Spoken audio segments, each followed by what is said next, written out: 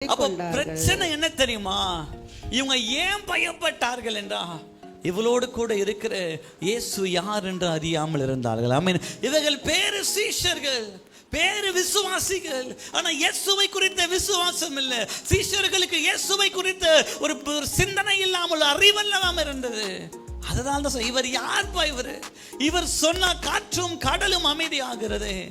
நான் திரும்ப உங்களை பார்த்து சொல்லுகிறேன், நீங்களும் நானும் ஆராதிக்கிற தேவன் காற்றையும் கடலையும் அமைதிப்படுத்த வல்லவராய் இருக்கிறார். ஆமென் சொல்லுங்க. அப்போ உங்களோடு கூட இருக்கிறவர் யார் என்று அறிந்திருப்பீர்கள் என்றால், இந்த புயலை பார்த்து நீங்கள் பயந்திருக்க மாட்டீர்கள்.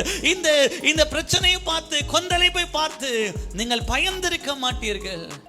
எனக்கு அருமையான சபையை இந்த காலை வேளையில, இந்த கொந்தளிப்பின் மத்தியிலே அவர் தன்னை வெளிப்படுத்த விரும்புகிறார். ஆமென் சொல்லுங்க.